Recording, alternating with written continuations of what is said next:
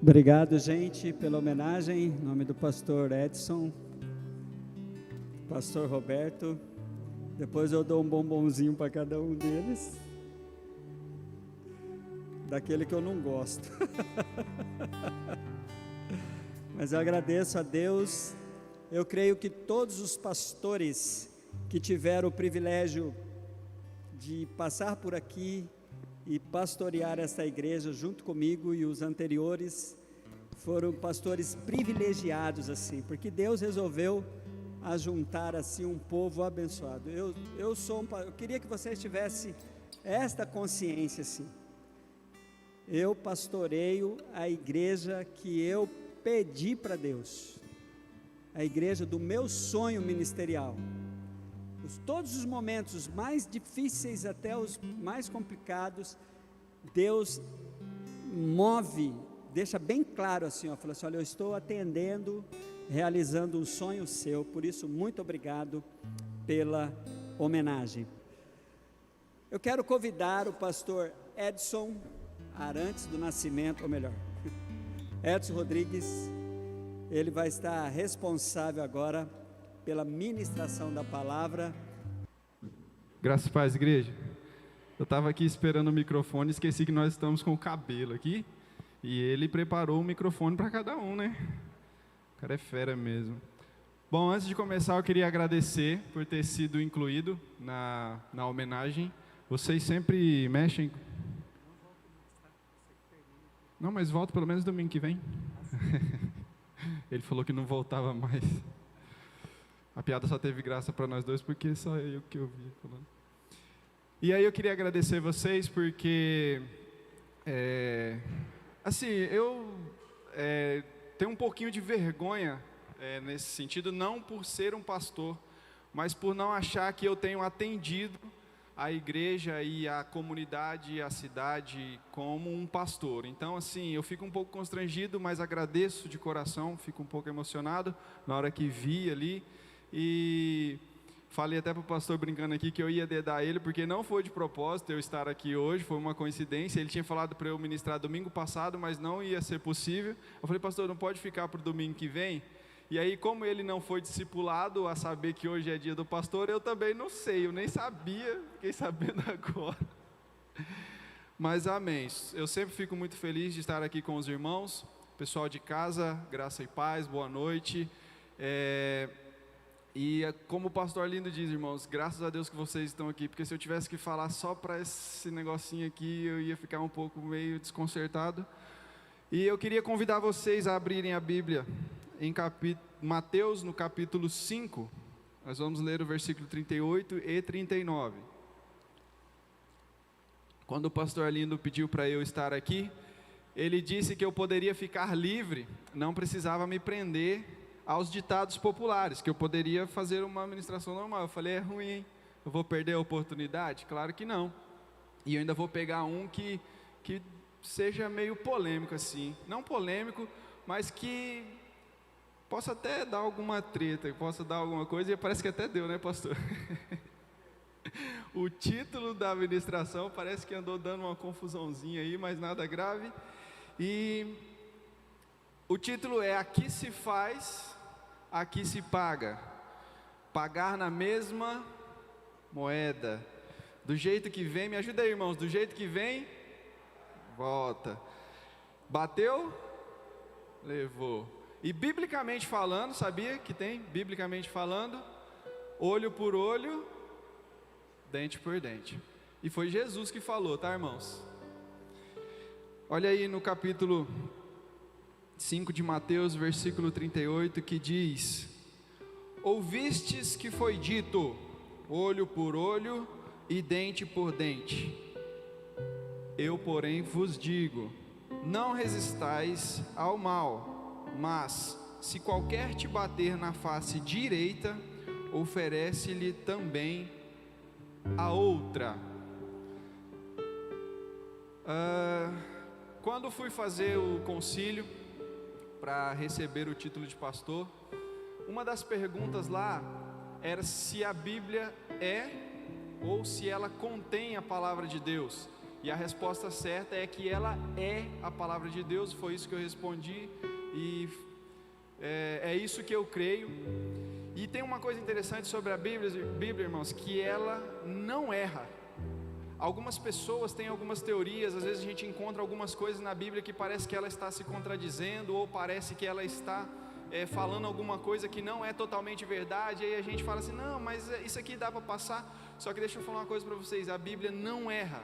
Para falar uma palavra bonita, a Bíblia é inerrante. Essa é a resposta lá do concílio. A Bíblia não erra. Mas tem algumas coisas que realmente ficam assim, meio, e a gente às vezes deixa para lá. E uma das coisas que me incomodava um pouco, não me incomodava, mas que me deixava um pouco intrigado, é essa palavra aqui de olho por olho e dente por dente. E eu ficava assim, meu Deus, o que significa isso? Será que Deus está estimulando a vingança? Olho por olho, dente por dente, bateu, levou, toma lá, dá cá. É assim que funciona na Bíblia.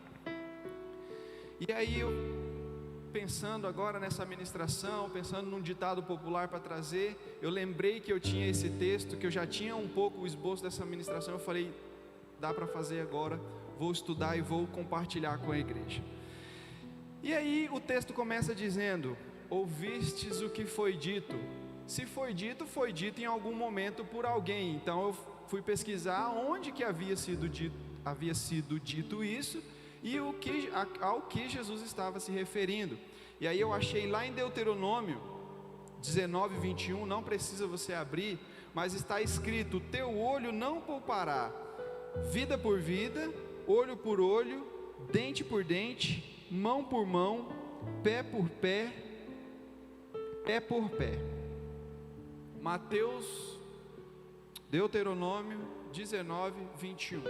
Isso aqui, irmãos, fazia parte de um conjunto de leis que estava sendo dado ao povo de Israel, para ali o bom andamento, para ali o bom convívio, para ali o controle das ações do povo, porque uma terra não pode ser uma terra sem lei, e naquela época não existia polícia, não existia juízes, não existia, como hoje, não existia delegacia, né? Não existia o judiciário, o STF, todo o conjunto de profissionais que zelam pela lei.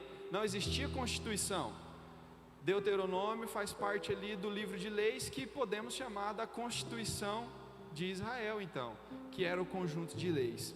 E aí, como eu disse, estaria Deus estimulando a vingança então naquele momento?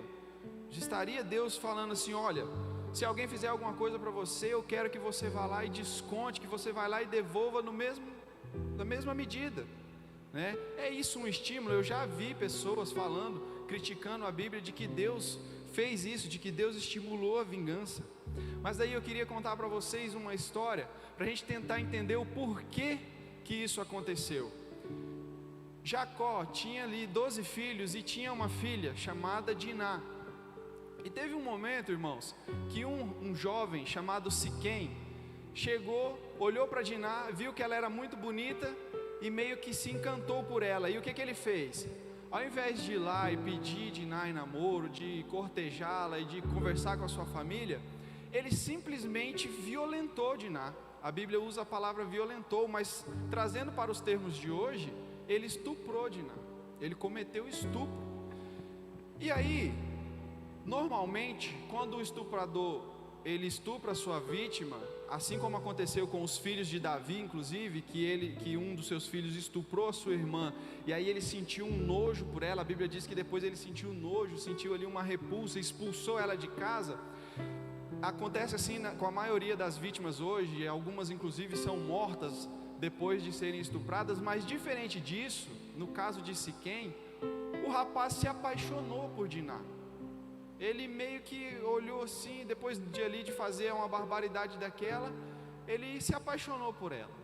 E aí, como um jovenzinho mimado, como um jovenzinho que não é homem, porque uma pessoa que faz uma coisa dessa não é digna nem de ser chamado de gente, mas ele procurou seu pai. Ao invés de resolver com as suas próprias atitudes, com as suas próprias forças, ele procurou seu pai e falou assim: pai, meio que eu me apaixonei por uma mulher, só que tem um problema. meio que eu estuprei ela antes de me apaixonar. O pai, ao invés de corrigir o filho, o que ele fez? Não, vamos lá, vamos conversar com o pai dela, com os irmãos dela, que de repente a gente dá uma resolvida na situação, de repente a gente consegue resolver.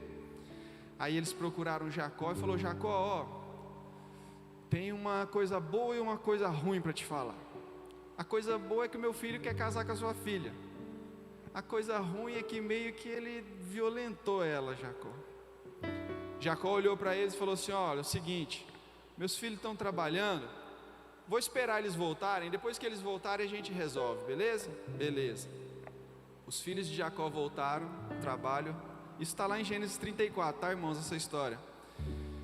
Voltaram e aí Jacó foi lá e contou a história para eles, e eles falaram assim: não, beleza, vamos resolver a situação.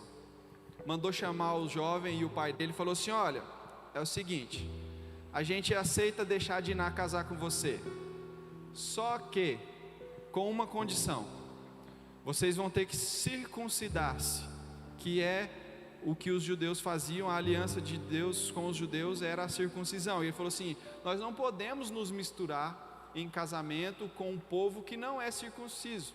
Então vocês precisam circuncidar-se, tanto vocês quanto todos os homens da sua família, da sua tribo, todas as pessoas, todos os seus parentes, todos os seus amigos. Aí eles falaram: não, beleza. O jovem estava ali com dois problemas, né? Apaixonado e com medo da família. Falou: não, claro, a gente circuncida. E ele ali ansioso foi lá e já logo fez a sua parte e levou para a cidade, falou com os homens da cidade, falou: olha, todo mundo tem que se circuncidar, bora circuncidar, porque eu vou casar, nós vamos casar. Lembra que eles são ricos, eles têm muitos bois, muitas ovelhas, nós vamos começar a dividir ali. Todo mundo aceitou numa boa, foi lá e capou, quase capou, né? Circuncidou. E aí, irmãos, é onde entra o plano meio que diabólico dos irmãos de Diná.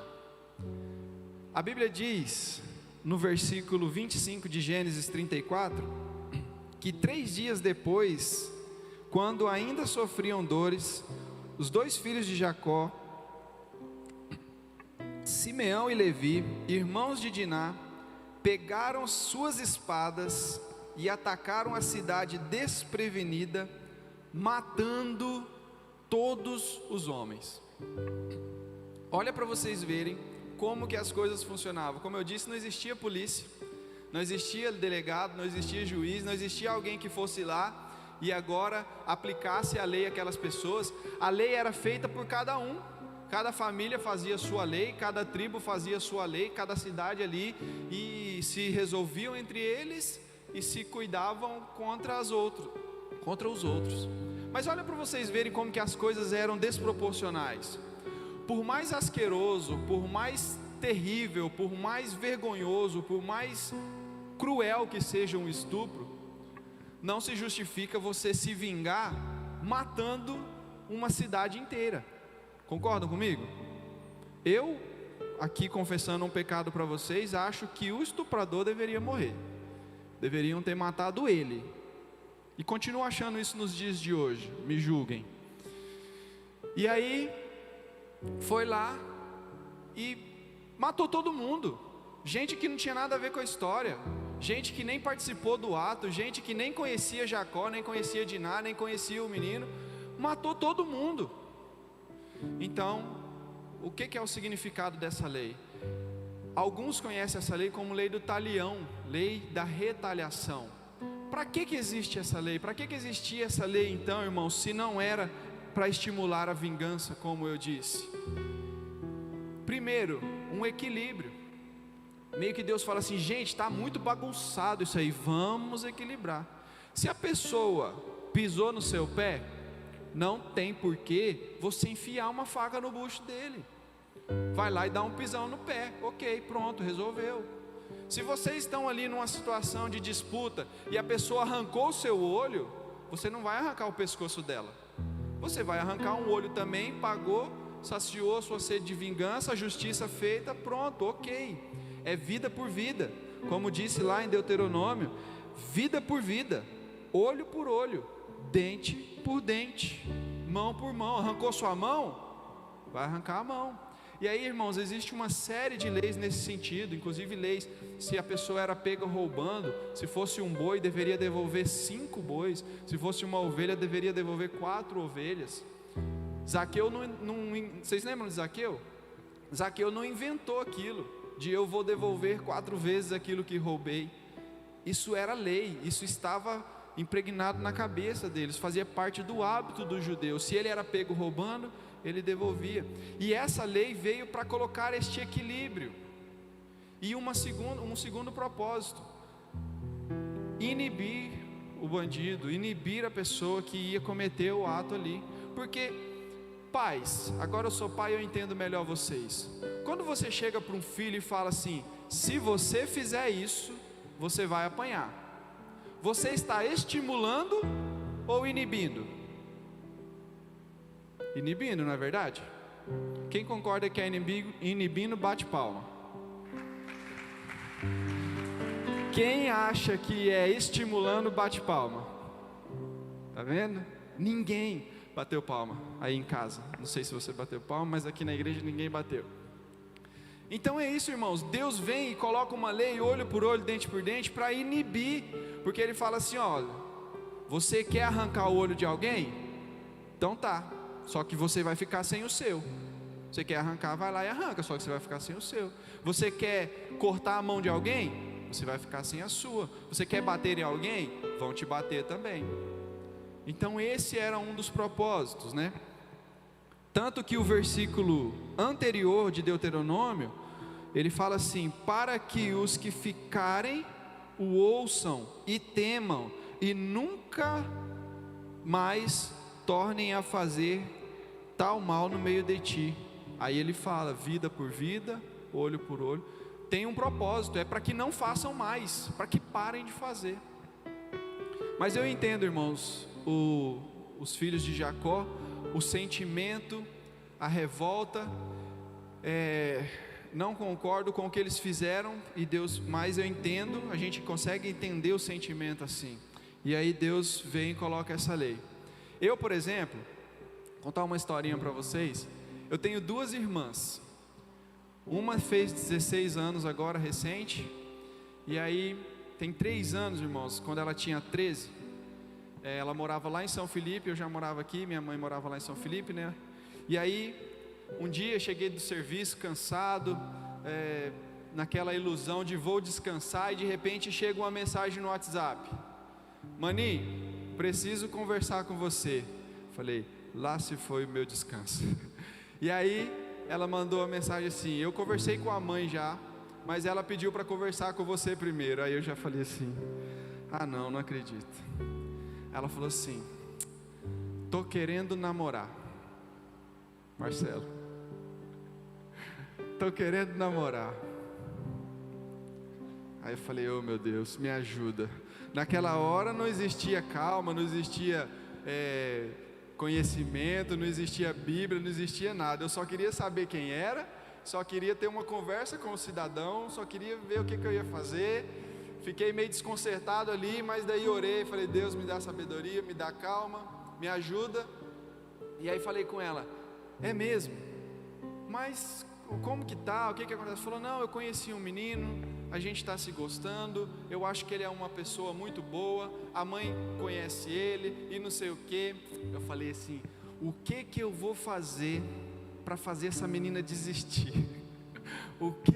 Como que eu vou convencer ela a não fazer isso? Aí eu falei assim: o que você quer ser quando você crescer? Qual que é o seu sonho? Assim, ela falou: eu quero ser médica. Eu falei: então não namora. Porque se você quer ser médico, você vai estudar muito, você vai ter que estudar muito, muito mesmo. Você tem condições de pagar uma faculdade? Ela falou: não. Eu falei: então, para quem tem condições de pagar, já é quase impossível passar no vestibular. Imagina passar numa federal. Então você vai ter que estudar 24 horas por dia e dormir enquanto estuda. Enquanto você estuda, você dorme, come, não tem outra vida. Então esquece namorar. Aí ela falou assim: não, mas eu acho que dá. Sempre dá, né, pastor? Aí eu falei: bom. Aí conversei. Eu lembro de ter usado outros argumentos, mas não vou falar aqui. No final da história eu perdi. ela falou, eu falei para ela, eu não vou te obrigar a não namorar, gostaria que você não namorasse, mas se você quiser namorar, ok. Ela, eu quero. Eu falei, então tá bom, pode namorar. Só que daí agora vem a segunda parte, que é eu ir lá conhecer o cidadão, né? E aí chegou um dia, a gente marcou um sábado à noite, eu e o meu outro irmão, Pete, fomos, chegamos lá em São Felipe. Eles estavam todos para a igreja, o que é um bom sinal, né, irmãos? Pelo menos estavam para a igreja, tinham ido para a igreja. E aí eu entrei, fiquei lá na casa esperando na área. E aí chegou todo mundo. Aí chegou a minha outra irmã, caçula, e ela estava aprendendo a tocar violão, e ela entrou primeiro. E aí ela já veio, maninho, me ensina aqui, me ensina aqui. Aí me deu o violão dela, e eu sentado na mesa ali, peguei o violão no colo e fiquei ali ensinando algumas notas para ela, ela do meu lado ali e tal. E aí eu escutei, né, assim, escutei falando, vai lá, alguém falando para ele, né, para o namorado, vai lá falar com ele. E aí eu quieto, olhando para baixo, mexendo no violão. Aí eu vi que ele se aproximou, chegou perto ali. Eu continuei ali no violão, não olhei para ele, tipo assim, tô te ignorando. Fiquei ali, e ele ali, né. Aí de repente eu parei e olhei para ele. Falei assim, cara, eu só quero te falar uma coisa, eu não gosto de você. A Cris olhou com a cara para mim. Falei para ele, eu não gosto de você. E abaixei de novo, continuei tocando violão ali. E aí, depois eu falei, não, eu tô brincando com você, mas só que eu quero que você saiba que a minha irmã, ela é uma das coisas mais preciosas que eu tenho, e se precisar eu usarei de violência. Brincadeira, irmãos. E aí depois conversou, eles ainda estão namorando, então hoje a gente se dá bem. Até brinquei com ele hoje, falei que ia contar essa história aqui na igreja, mas não queria que namorasse. Era a minha irmã, é minha irmãzinha, e até hoje ainda está valendo o juramento de que se preciso for, eu usarei de violência, né? Inclusive com o futuro namorado da outra irmã e assim por diante. Apenas para descrever para vocês o sentimento, eram 12 irmãos com apenas uma irmã. Era, pastor? 12, eram 12 e uma só, né? Uma irmã. Imagina como que aquela irmã não era querida, não era preciosa para aqueles irmãos. E aí aconteceu toda essa situação. Eles fizeram justiça com as próprias mãos, mas ainda assim a justiça deles foi desproporcional. E aí Deus criou essa lei. E aí eu fiquei pensando, cara, já começa a esclarecer um pouco, porque se era desequilibrado e Deus vem e fala olho por olho, dente por dente, na verdade Deus não está estimulando, Ele está coibindo, é exatamente o contrário, Ele está desestimulando as pessoas a cometerem atos como este. Se você quer fazer alguma coisa, saiba que vai ter consequências, saiba que vai acontecer, porque assim, uma pequena crítica ao nosso país, a nossa lei, não é que não exista lei, não é que ela não seja boa, mas a forma com que em alguns momentos ela está acontecendo, favorece mais o bandido do que o cidadão de bem. O cidadão ele vive preso e o bandido solto. Agora nessa questão do Covid mesmo, lá em São Paulo, soltaram não sei quantos mil presos. Esses dias eu vi uma notícia de um preso que foi, um ex-preso, né? Um ex-presidiário que foi solto pelo Covid, foi preso por estuprar e matar uma jovem de 19 anos. Por que esse cara foi solto? Por que ele foi? Sei com policiais, já fui assaltado, minha casa foi assaltada 2 vezes, e eu sempre conversei, né, com os policiais ali depois, e eles falavam, cara, infelizmente é muito difícil para nós, porque por mais que a gente ache e prenda, amanhã eles já estão na rua de novo. E aí vira aquela situação, uma lei, uma terra sem lei, e Deus vem e coloca essa harmonia, coloca esse equilíbrio, e a lei era aplicada. Só que aí, irmãos, não para nisso. Jesus vem e diz, por mais, ele falou assim, vocês ouviram o que foi dito, olho por olho, dente por dente. Eu, porém, vos digo. E aí eu pergunto para vocês, estaria Jesus corrigindo Deus? Estaria Jesus e Deus não entrando em um acordo ali, Jesus corrigindo a Deus? Não. Jesus não estava corrigindo a Deus, e eu vou explicar por quê. Jesus continua, ele fala assim, né? Eu, porém, vos digo que não resistais ao mal, mas se qualquer que te bater a face direita, oferece-lhe também a outra. Esse texto, irmãos, ele é muito legal, muito interessante, e eu sempre ouvi ele de um jeito, sempre vi explicações dele que me causavam uma sensação de que o cristão deve ser assim: se aparecer alguém do nada e te meter a mão na cara, você tem que virar ao outro lado. Vocês também entendem assim esse texto? Sim ou não? Quem entende que sim, bate palma. Quem entende que não, bate palma. Deu menos, mas já teve. Só que eu sempre entendi assim, irmãos, eu estava com a maioria que entendia que se alguém chegou assim do nada, eu estou aqui andando na rua, aí vem um maluco lá e não vai com a minha cara, chega lá e toma em mim, e eu falo assim, em vez de eu revidar, ou em vez de eu procurar a justiça, eu vou falar assim: cara, bate do outro lado. Eu sempre entendi assim, irmãos.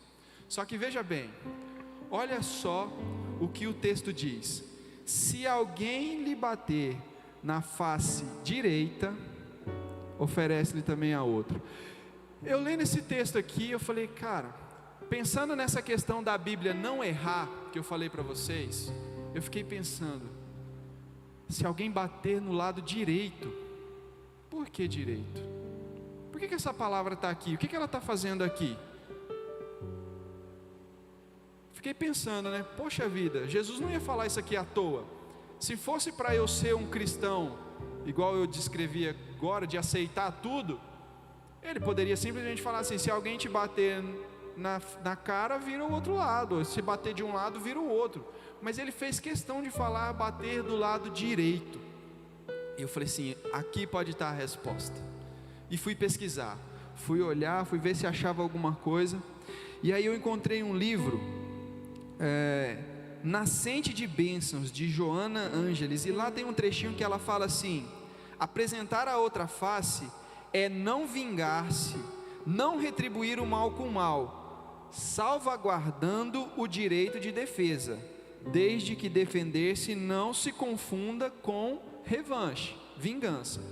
E aí eu fui pesquisar mais um pouco e achei uma história de uma pessoa contando que mais antigamente era um hábito das pessoas, dos pais, dos patrões, corrigirem seus filhos, seus empregados, suas esposas, porque antes também era um pouco diferente, né? Não existia as leis que graças a Deus hoje existem de proteção à mulher, de tudo. As coisas lá antigamente eram diferentes. E aí a maioria das pessoas são destras, mão direita. Então a gente tem que pensar o que? Quando Jesus estava falando, ele estava falando para as pessoas que viviam naquela cultura, e aí eu tenho que tentar entender o que eles estavam entendendo para eu poder aplicar na minha vida. E aí, com a maioria das pessoas, que até hoje é assim, sendo destras, era costume, irmãos, quando um filho cometia algum erro que envolvia honra, o pai chegar e corrigir ele com um tapa, e o tapa era invertido. Então batia com a mão direita, invertido, batia no lado direito, batia na face direita. Então o que Jesus estava falando para aquelas pessoas, e se você quiser acompanhar esse raciocínio, fique à vontade, se você quiser discordar também é um direito seu.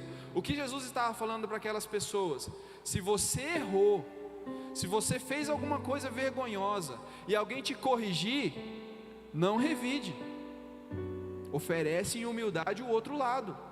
Você está errado, você cometeu um pecado, você fez uma vergonha, você cometeu um ato vergonhoso, e aí a pessoa vem e te corrige, e você ainda quer revidar.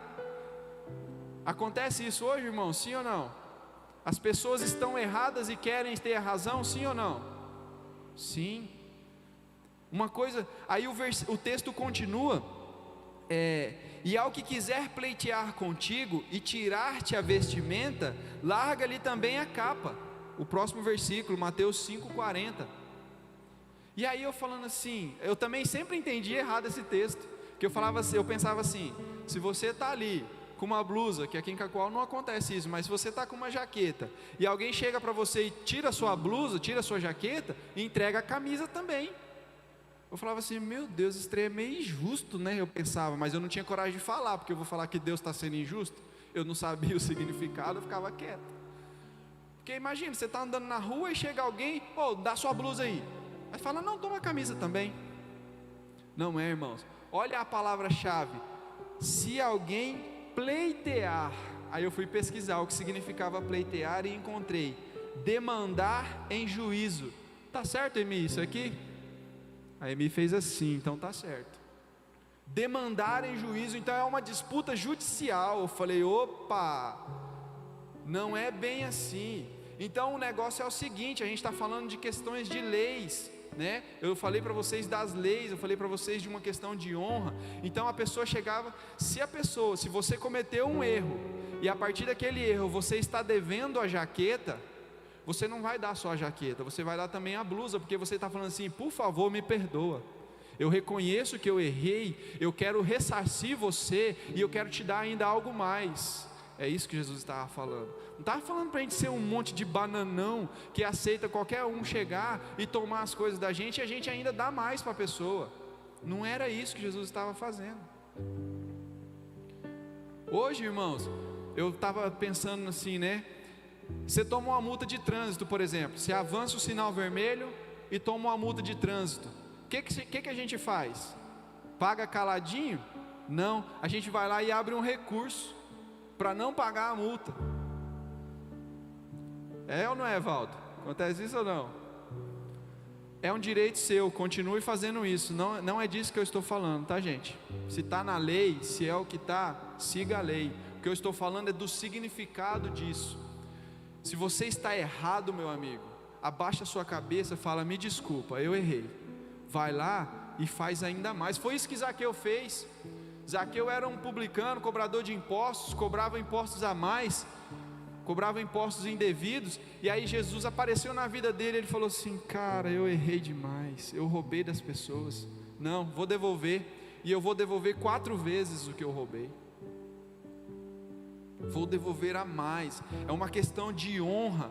Esse texto ele está inserido no Sermão da Montanha, onde Jesus trata com seus discípulos diretamente de caráter, fala das bem-aventuranças, fala que nós somos a luz do mundo, fala que nós somos o sal, e aí o versículo anterior fala assim, seja porém o seu falar sim, sim, e o não, não, ou seja, tenha honra na sua palavra, seja uma pessoa de honra. E aí ele começa a falar sobre essas leis, e aí ele vai falar sobre várias leis, sobre adultério, sobre assassinato, sobre outras questões.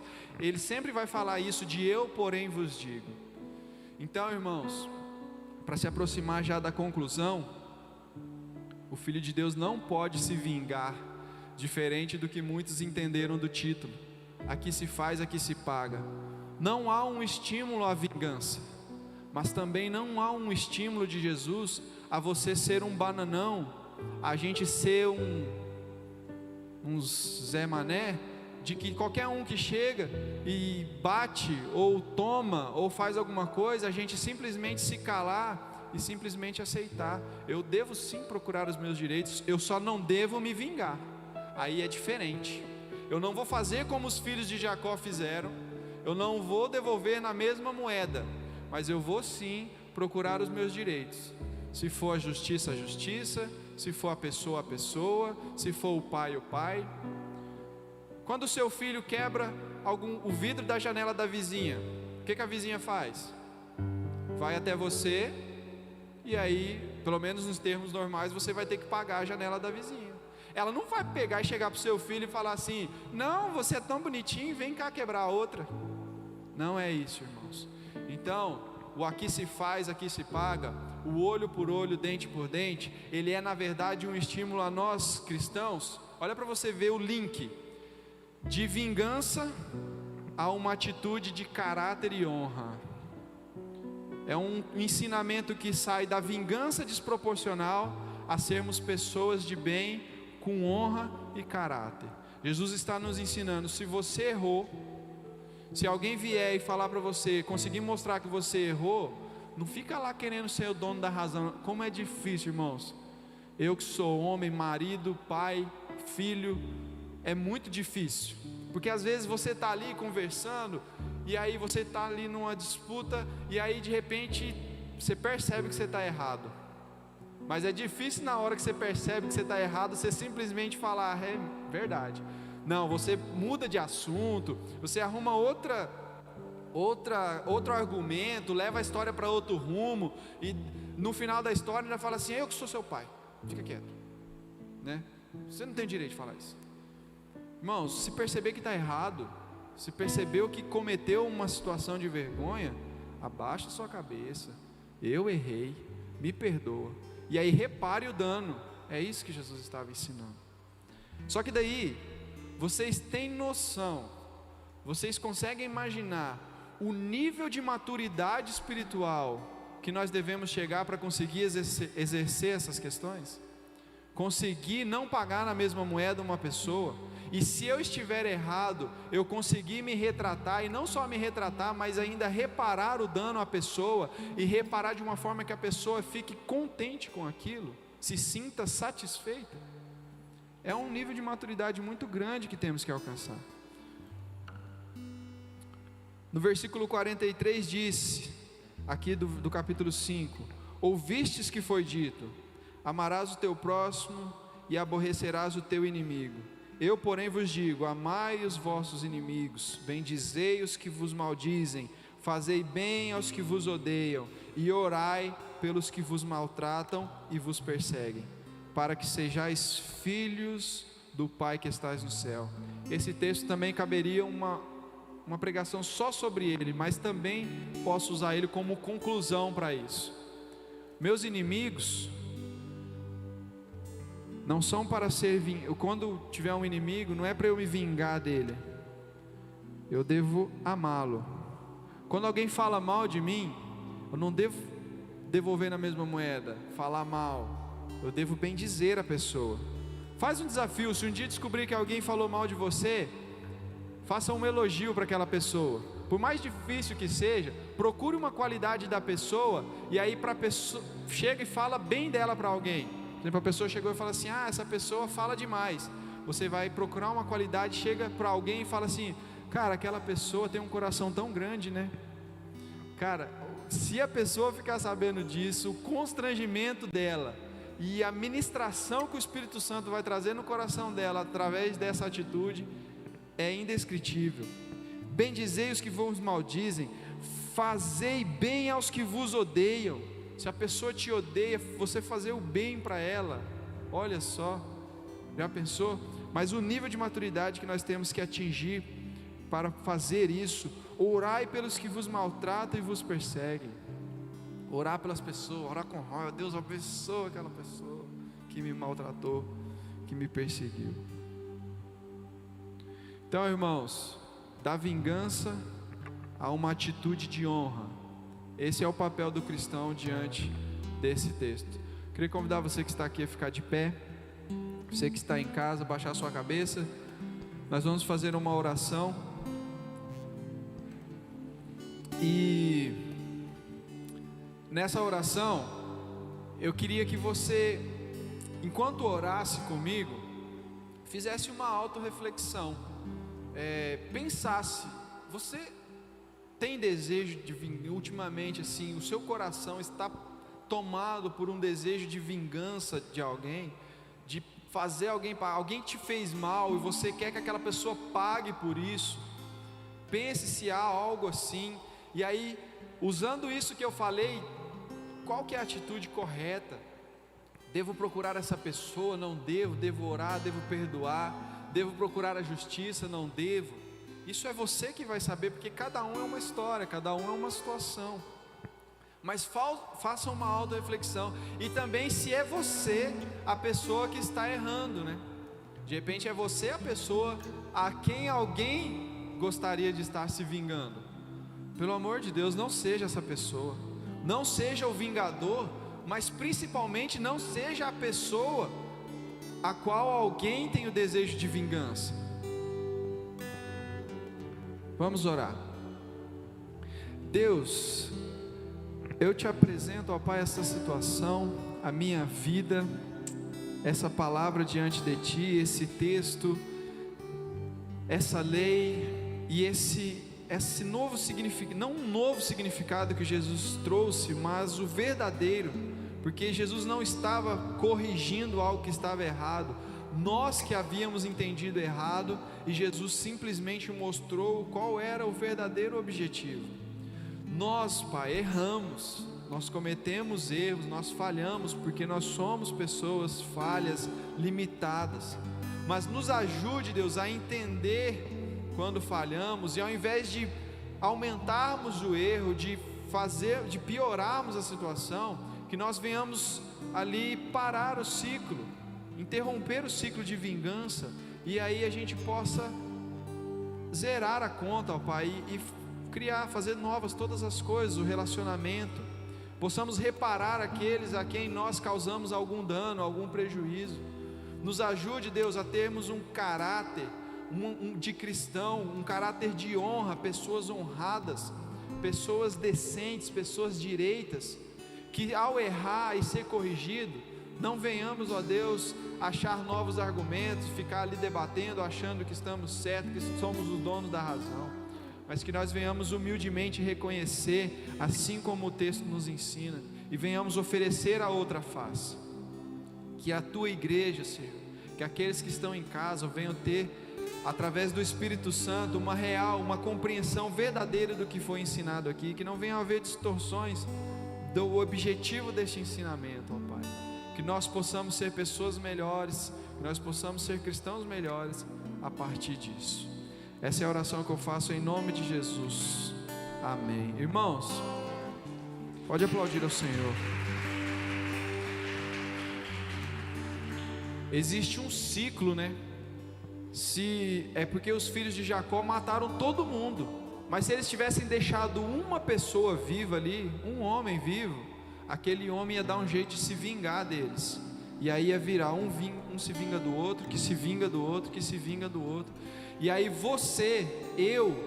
nós somos as pessoas que interrompem esse ciclo, nós somos as pessoas que perdoam, ou que pedem o perdão, reparam o dano, e ali acabou, zerou, tudo novo, amém?